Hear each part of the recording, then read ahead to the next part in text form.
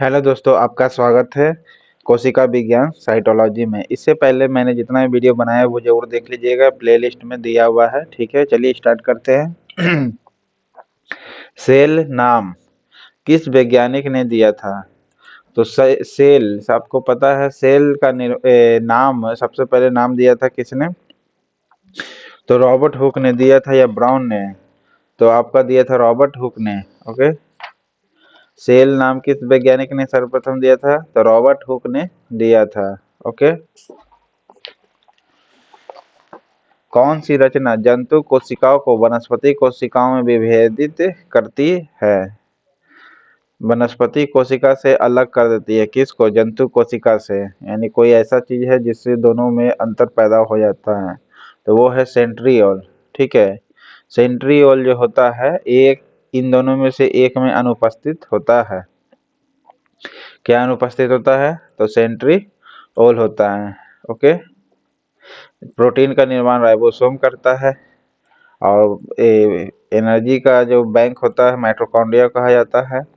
Next है, कोशिका में राइबोसोम की अनुपस्थिति में, यानी राइबोसोम अगर नहीं रहता है तब कौन सा कार्य संपादित नहीं हो सकता है? तो निश्चित है, अभी बताए प्रोटीन बनाता है राइबोसोम, तो प्रोटीन नहीं बनेगा, यानी प्रोटीन संश्लेषण नहीं होगा आपका। ठीक है, कह रहा राइबोसोम ही नहीं है तो प्रोटीन कैसे संश्लेषण हो जाएगा? प्रोटीन बनेगा ही नहीं। ठीक है, नेक्स्ट है, अभी यदि माइटोकॉन्ड्रिया काम करना बंद कर दे तो कोशिका में कौन सा कार्य संपन्न नहीं हो पाएगा? अभी बताए थे माइटोकॉन्ड्रिया का काम क्या है? एनर्जी को परिवहन करना। ओके, और भोजन का ऑक्सीकरण करना। भोजन का ऑक्सीकरण करना। ओके, माइटोकॉन्ड्रिया अगर काम करना बंद कर दे तो क्या होगा? भोजन का ऑक्सीकरण नहीं हो पाएगा। क्या नहीं हो पाएगा? ऑक्सीकरण। ओके, नेक्स्ट है, कोशिका का ऊर्जा गृह पावर हाउस किसको कहा जाता है? कोशिका का ऊर्जा गृह माइटोकॉन्ड्रिया कहा जाता है। किसको कहा जाता है? माइटोकॉन्ड्रिया कहा जाता है पावर हाउस। ओके, निम्नलिखित में से कौन सबसे बड़ा कोशिकांग है? तो सबसे बड़ा कोशिकांग आपका प्लास्टिड होता है। सबसे बड़ा आपका कोशिकांग कौन सा होगा? प्लास्टिड होगा। ओके, नेक्स्ट है,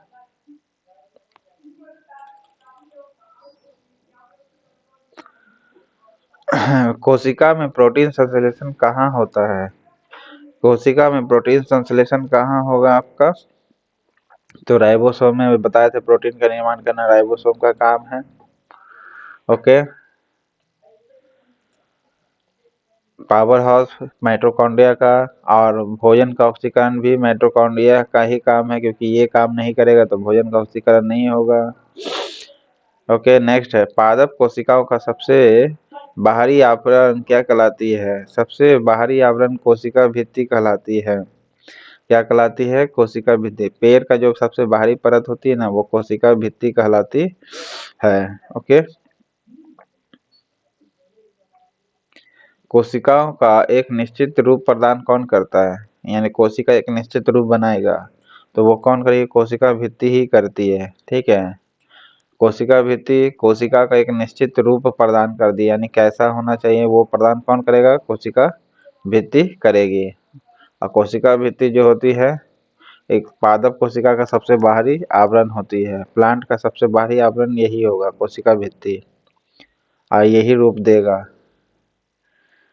कोशिका द्रव में उपस्थित महीन, शाखित, झिल्लीदार और अनियमित नालिकाएं का घना जाल बना होता है। इस घना जाल को क्या कहते हैं? अंतःप्रद्रवी जालिका कहा जाता है। IR, इंडोप्लाज्मिक रेटिकुलम कहा जाता है इंग्लिश में। ओके, उपस्थित महीन, शाखित, झिल्लीदार और अनियमित नालिकाएं होती है। इरेगुलर नालिका होती है। नेक्स्ट है, प्रोटीन निर्माण का सक्रिय स्थल है कौन?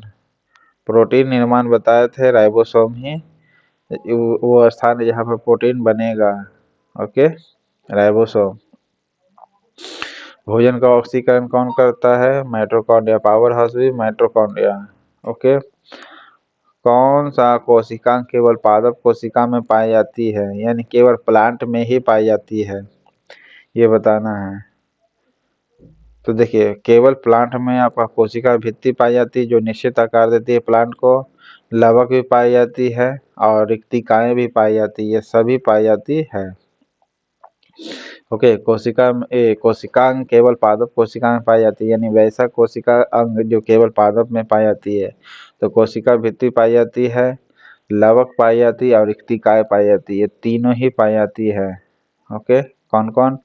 कोशिका भित्ति, लवक और रिक्तिकाएं। कभी कभी ये भी पूछेगा रिक्तिकाएं किस में पाई जाती है, तो याद रखिए पादप कोशिका में। या लवक किस में पाई जाती है, तो पादप कोशिका में। कोशिका भित्ति तो आपको बता ही दी है। नेक्स्ट है, कोशिकीय श्वसन का सक्रिय स्थल कौन सा है? सक्रिय स्थल आपका माइटोकॉन्ड्रिया हो जाता है। ओके। यहीं पर कोशिका जो होती है श्वसन करती है। ओके। वही कहे तो भोजन का ऑक्सीकरण करना, यानी ऑक्सीजन का कार्यक्रम करना कौन? माइटोकॉन्ड्रिया जगह। तो यहीं पर कोशिकीय श्वसन सक्रिय होगा। ओके। कोशिकीय श्वसन कहाँ सक्रिय होगा? माइटोकॉन्ड्रिया में। ओके। अवर्णी लवक मुख्यतः पाए जाते हैं किस में? जड़ की कोशिका में पाई जाती है। किस में? जड़ की कोशिका में पाई जाती है। इसको आप ट्रिक से याद रखिए कैसे। पहले अवर्णी लवक को इंग्लिश में कहते हैं ल्यूकोप्लास्ट। क्या कहते हैं? ल्यूकोप्लास्ट। अवर्णी का मतलब है बिना कलरफुल का। देखे होंगे आप पेड़ का जड़, वो मात्र केवल एक ही कलर का होता है, चाहे किसी भी पेड़ का देख लीजिए। ठीक है। तो ये जड़ों की कोशिकाओं में पाई जाती है अवर्णी लवक। ओके। एक कलर का होता है, यानी इसका कोई कलर नहीं होता, मात्र एक कलर फिक्स है, इसलिए याद रखिएगा अवर्णी लवक, उसका कोई कलर नहीं होता है, अवर्णी लवक कहलाता है। ल्यूकोप्लास्ट, ये ट्रिक है, सिर्फ आपको याद करना है। ठीक है, ये अपने को एग्जाम निकालना है। ठीक है। नेक्स्ट है, फूलों और बीजों को विभिन्न प्रकार के आकर्षक रंग प्रदान करता है कौन? फूलों और बीजों को आकर्षक रंग प्रदान करता है क्रोमोप्लास्ट। कौन करेगा? क्रोमोप्लास्ट जो होगी, ये फूलों और बीजों को विभिन्न प्रकार के आकर्षक रंग प्रदान करती है। ओके। फूलों और बीजों को विभिन्न आकर्षक रंग प्रदान करता है कौन? क्रोमोप्लास्ट। बीज और फूल, ये भी पूछ सकता है क्रोमोप्लास्ट का काम क्या है, तो बोलिएगा फूल और बीज को रंग प्रदान करता है। ओके। जो लाल हरा रंग हो जाता है, ये सब वगैरह। नेक्स्ट है, पत्तियों का हरा रंग प्रदान करते हैं कौन? पत्तियों का हरा रंग आपका प्रदान करेगा क्लोरोप्लास्ट। ओके। क्लोरोप्लास्ट जो होता है, ये पत्तियों का हरा रंग प्रदान करता है, मैग्नीशियम उपस्थित होता है पत्तियों में, याद रखिएगा। ओके। क्रोमोप्लास्ट का कार्य क्या है? बीजों का रंग प्रदान करना और फूल का रंग प्रदान करना। ओके। नेक्स्ट है, कोशिका की आत्महत्या की थैली किसे कहा जाता है? कोशिका की आत्महत्या की थैली लाइसोसोम को कहा जाता है। यहाँ पर कोई भी कोशिका जो होती है यहाँ पर आत्महत्या कर लेती है, यानी खत्म हो जाती है। ओके। कोशिका की आत्महत्या थैली कहा जाती है किसको? लाइसोसोम को। प्रोटीन जहाँ संश्लेषण वगैरह है वो सोम कहा जाता है। ओके।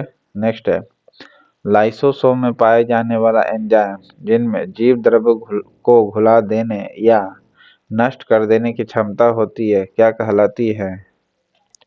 हाइड्रोलाइटिक एंजाइम कहलाती है। क्या कहलाती है? हाइड्रोलाइटिक एंजाइम कही जाती है।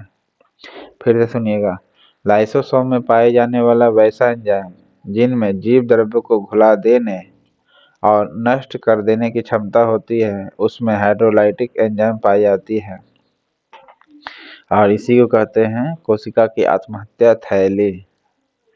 ओके। नेक्स्ट है, 80% से अधिक सेल कोशिका में पाए जाने वाला पदार्थ है। 80% से जो सेल होता है, यानी कोशिका में पाए जाने वाला पदार्थ क्या होता है? तो जल होती है, सबसे ज्यादा जल ही पाई जाती है। ओके। निम्नलिखित में से यह मूल अवधारणा प्रस्तुत की थी कि सभी जीव कोशिकाओं के बने होते हैं। किसके बने होते हैं? कोशिकाओं के बने होते हैं। ओके, तो इसका आंसर हो जाए स्लाइडेन और स्वान ने कहा था। ओके, फिर से सुनिएगा, स्लाइडेन स्वान ने क्या कहा था कि मूल अवधारणा प्रस्तुत की थी कि सभी जीव कोशिकाओं के बने होते हैं। जितना भी जीव है किससे बने हुए हैं? कोशिकाओं से बने हुए हैं। ये किसने कहा था? स्लाइडेन एंड टी स्वान ने कहा था। ओके, तो इसका आंसर हो जाएगा डी। नेक्स्ट है, किसकी उपस्थिति के कारण किसी पादप कोशिकाओं और पशु कोशिकाओं में अंतर पाया जाता है? अंतर पाया जाता है कोशिका भित्ति। ओके, कोशिका भित्ति पाई जाती है। किसकी उपस्थिति के कारण किसी पादप कोशिकाओं और पशु कोशिकाओं में अंतर पाया जाता है? कोशिका भित्ति अंतर पाया जाता है। देखिए, पादप कोशिका में कोशिका भित्ति होती है लेकिन पशु कोशिका में नहीं होती है। क्यों होती है? क्योंकि आकार तो प्रदान कोशिका भित्ति ही करती है। ठीक है। नेक्स्ट है, गोल्जी इकाई का प्रमुख कार्य क्या है? गोल्जी इकाई का प्रमुख कार्य है स्राव करना। ओके, स्राव करना। गोल्जी इकाई का मुख्य कार्य क्या है? स्राव करना। नेक्स्ट, निम्नलिखित में से कौन सा कोशिकांग डीएनए रखता है? यानी इनमें से कौन सा कोशिका का अंगक है जो डीएनए रखेगा? तो माइटोकॉन्ड्रिया जो होती है आपका डीएनए रखेगी। ओके, माइटोकॉन्ड्रिया जो है आपका डीएनए रखता है। पूछेगा डीएनए किस में पाया जाता है, तो बोलिएगा माइटोकॉन्ड्रिया में पाया जाता है। ठीक है, यानी माइटोकॉन्ड्रिया क्या है? कोशिका अंगक है जिसमें डीएनए होता है। ओके, कोशिका की आत्महत्या थैली लाइसोसोम को कहा जाता है। गोल्जी इकाई का मुख्य कार्य क्या है? स्राव करना, रिलीज करना। ठीक है। नेक्स्ट है आपका,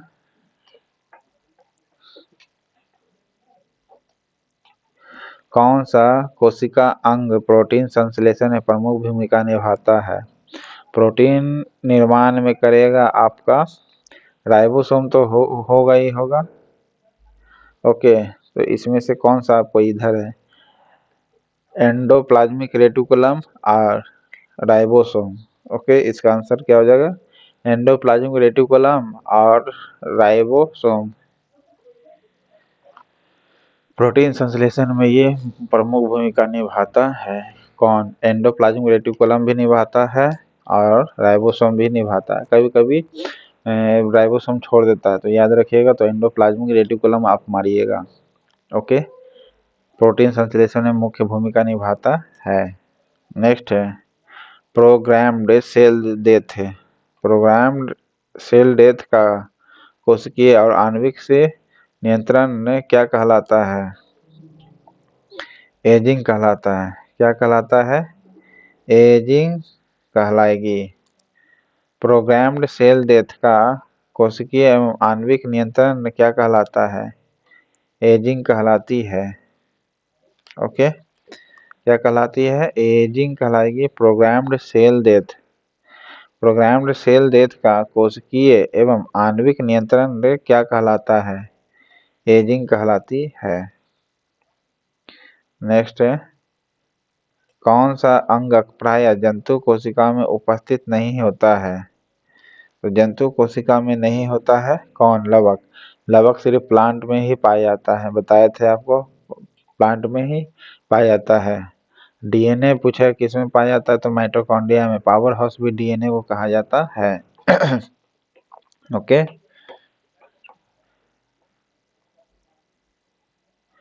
लाइसोसोम का कार्य क्या है? लाइसोसोम का कार्य है क्या करना? देखिए, बताए थे, लाइसोसोम ही आपका है प्रोटीन का, सॉरी, कोशिका का आत्महत्या थैली कहलाती है। ओके, और इसी को कहते हैं अंतः कोशिकीय पाचन, यानी अंतः कोशिकीय, यानी अंदर ही अंदर क्या करेगा? कोशिका को पचा लेगा, यानी मार देगा। ठीक है, खत्म कर देगा। कौन? तो लाइसोसोम करेगा। ओके, नेक्स्ट, कोशिका भित्ति होती है क्या? कोशिका भित्ति होती है आपका पारगम्य। कैसी होती है कोशिका भित्ति? पारगम्य होती है। पूछेगा सेल वॉल कैसी होती है, तो बोलिएगा पारगम में होती है। ओके। माइटोकॉन्ड्रिया का भीतरी वलन कहलाता है क्या?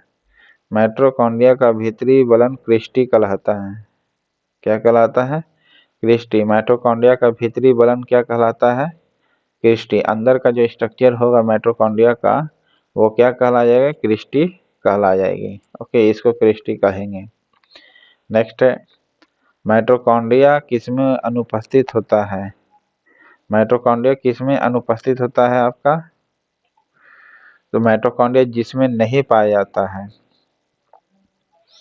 जीवाणु में नहीं पाया जाता है। ठीक है, ये जीवाणु है, इसमें आपका नहीं पाया जाता है। बैक्टीरिया में माइटोकॉन्ड्रिया नहीं होता है, याद रखिएगा।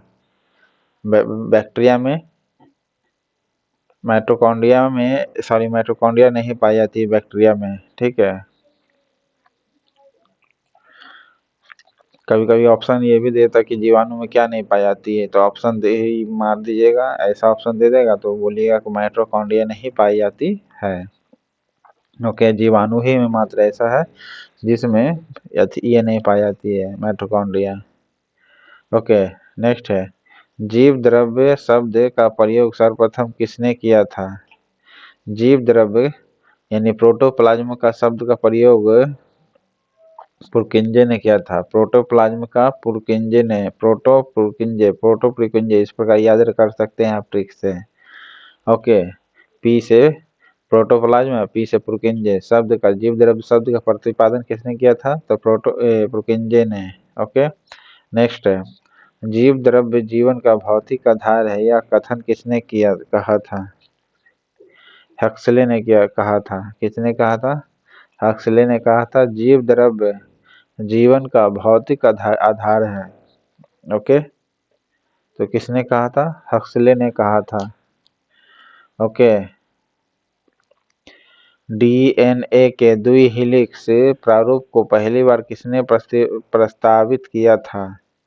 यानी द्वि हेलिक्स प्रारूप होता है, डबल स्ट्रक्चर होता है, किसने बोला था? तो वाटसन एंड क्रिक ने। ये बहुत से एग्जाम में आया है, इसको याद रखिएगा खास कर। न्यूक्लियस की खोज सर्वप्रथम किसने की थी? न्यूक्लियस की खोज सबसे पहले आपका ब्राउन ने किया था। ओके, किसने किया था? ब्राउन ने किया था न्यूक्लियस की खोज। ओके, पूछेगा इस चारों में ऑप्शन में ब्राउन होगा। ठीक है, न्यूक्लियस की खोज किसने की थी? तो ब्राउन ने की थी। नेक्स्ट है, कोशिका की क्रियात्मक गतिविधियां नियंत्रित होती है किससे? तो कोशिका की क्रियात्मक गतिविधियां नियंत्रित होती है केंद्रक के द्वारा। किसके द्वारा? केंद्रक के द्वारा होती है कोशिका की क्रियात्मक गतिविधियां। कोशिका का क्रियात्मक गतिविधियां कंट्रोल करेंगे किससे? केंद्रक के द्वारा करते हैं। याद रखिएगा, माइटोकॉन्ड्रिया जीवाणु में नहीं पाई जाती है। ओके, नेक्स्ट है आपका गुणसूत्र। गुणसूत्र शब्द प्रदान किया है किसने? तो गुणसूत्र प्रदान किया है बॉल्डेयर ने। ओके, क्रोमोसोम शब्द यानी गुणसूत्र शब्द का किसने दिया है? बॉल्डेयर ने। बॉल्डेयर ने दिया है गुणसूत्र का। नेक्स्ट है, अंतःप्रद्रवी की जालिका यानी एंडोप्लाज्मिक रेटिकुलम ER कहलाता है। ठीक है, एंडोप्लाज्मिक रेटिकुलम और राइबोसोम ये दोनों मिलके क्या करता है? अभी कमेंट बॉक्स में बताइएगा, इससे पहले क्वेश्चन मैंने बताया हूँ। चलिए मैं बता देता हूँ, प्रोटीन संश्लेषण करता है। ओके, ER की खोज किसने की थी? तो एंडोप्लाज्मिक रेटिकुलम का खोज किया था पॉटर ने। किसने खोज किया था? पॉटर ने खोज किया था एंडोप्लाज्मिक रेटिकुलम का। ओके, पॉटर ने क्या किया था? प्रोटीन का खोज, सॉरी ER का खोज किया था। ओके, इलेक्ट्रॉन सूक्ष्मदर्शी की खोज किसने की थी? इलेक्ट्रॉन माइक्रोस्कोपी का खोज नॉल और रस्का ने किया था।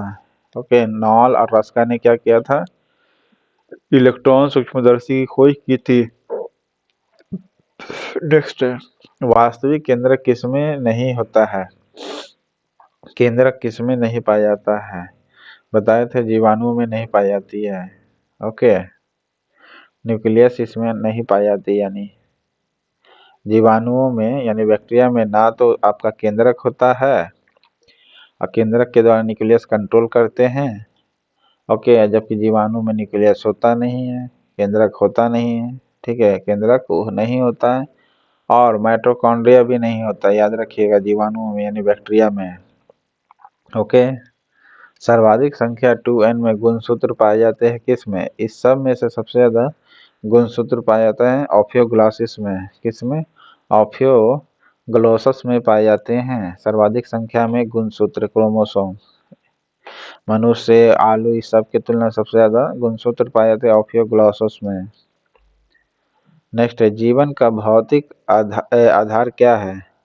जीवन का भौतिक आधार है आपका प्रोटोप्लाज्म। ठीक है, भौतिक आधार क्या है आपका? प्रोटोप्लाज्म। जीवन का भौतिक आधार क्या है? तो बोलिएगा प्रोटोप्लाज्म है। ओके, केंद्रक किस में नहीं होता है? तो बोलिएगा जीवाणुओं में नहीं होती, माइटोकॉन्ड्रिया भी नहीं होगी तो। ओके, नेक्स्ट है, कोशिकीय व आणविक जीव विज्ञान केंद्र कहाँ स्थित है?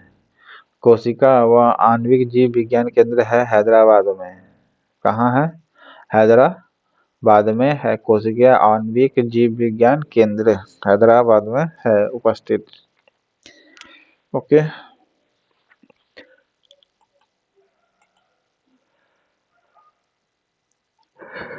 नेक्स्ट है, निम्नलिखित में से सबसे छोटी कोशिका कौन होती है? इनमें से सबसे छोटी कोशिका होती है माइकोप्लाज्मा। ओके, माइकोप्लाज्मा जो होती है सबसे छोटी कोशिका होती है। नेक्स्ट है, कोशिका के बारे में इनमें से कौन सही नहीं है? कोशिका के बारे में सही नहीं ये बताना है। सभी देह ऊतकों में एक ही प्रकार की कोशिका विद्यमान होती है, गलत है। अलग अलग प्रकार की ऊतकें विद्यमान होती है, गलत हो जाएगा। ठीक है, कोशिका के बारे में और पढ़िएगा। कोशिका के आकार और आमाप विशिष्ट कार्य से संबंधित होता है। ठीक है, जो कोशिका का आकार है और मेजरमेंट है उस हर किसी का अलग अलग कार्य है शरीर में। ठीक है, नेक्स्ट है, कोशिकाओं के बदलते आकार होते हैं। जी हाँ, कोशिका के आकार क्या होते हैं? कुछ कोशिका के बदलते हैं आकार, कुछ कोशिका के क्या होते हैं? आकार बदलते हैं। ओके, कुछ कोशिका के आकार क्या होते हैं? बदलते हैं। नेक्स्ट, प्रत्येक कोशिका में निष्पादन की अपनी क्षमता होती है, यानी हर कोशिका का अलग अलग आकार तो बदलता ही है, प्लस अपना काम करने का तरीका भी होता है। ओके, प्रत्येक कोशिका में निष्पादन की अपनी क्षमता होती है, यानी अपने तरीके से काम करने का तरीका होता है। नेक्स्ट है, कोशिका अंगकों में कौन एक अर्धपारगम्य होता है? तो कोशिका झिल्ली जो होती है अर्धपारगम्य होती है। ठीक है, कोशिका झिल्ली जो होती है अर्धपारगम्य होती है और कोशिका भित्ति का प्लांट का रूप, उसका बॉडी जो होगा, बाहरी स्ट्रक्चर कैसा होगा, ये कोशिका भित्ति पर निर्भर करती है, यानी कोशिका भित्ति ही बनाती है। अर्धपारगम्य भी कोशिका झिल्ली होती है, अपारगम्य होता है कोशिका भित्ति। ओके, केंद्र के द्वारा क्या होता है? कंट्रोल आपका कोशिका। ओके, नेक्स्ट है आपका, निम्नलिखित पोषकों में से कौन एक पौधों की कोशिका भित्ति का एक संरचनात्मक घटक है? तो किसके कारण कोशिका भित्ति एक स्ट्रक्चर का रूप ले लेता है? किसके कारण लेगा? तो मैग्नीज के कारण रहेगा। मैग्नीज, मैग्नीशियम नहीं। कोशिका भित्ति का संरचनात्मक घटक कौन सा है? मैग्नीज। ओके, याद रखिएगा, मैग्नीज, मैग्नीशियम नहीं।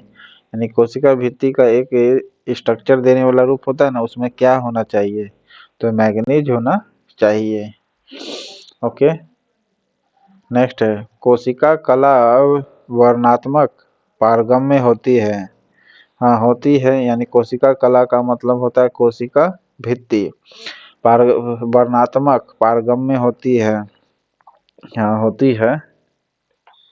क्यों होती है? क्योंकि यह कुछ कोशिकाओं के अंदर या बाहर की ओर संचलन को कोशिका में क्या करती है, होने देती है, जबकि अन्य अणुओं के संचलन को रोक देता है। ओके, फिर से सुनिएगा।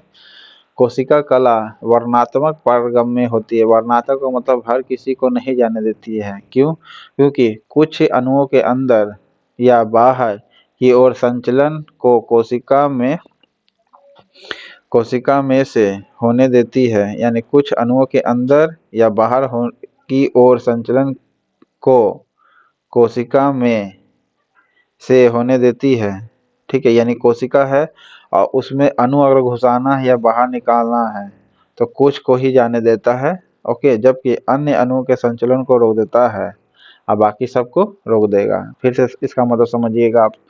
इसका मतलब है कि अगर कोई कोशिका है और उसके अंदर कोई अणु को घुसाना, जैसे पानी का मॉलिक्यूल्स, कुछ का भी बीमारी हो गई ये सब, तो कुछ को घुसने देता है लेकिन अधिकांश को रोक देता है। हालांकि बीमारी एग्जाम्पल नहीं ले सकते, ठीक है, इसलिए इसका नाम है कोशिका कला का वर्णात्मक पारगम्य। इसीलिए कहा गया है कि हर किसी को अंदर नहीं जाने दिया जाता है। तो इस प्रकार आपका चैप्टर खत्म होता है। चैप्टर पसंद आए तो लाइक जरूर करिएगा। ओके, ना पसंद आए तो डिसलाइक करिएगा और क्या सुधार करना है ये बताइएगा आप। ओके।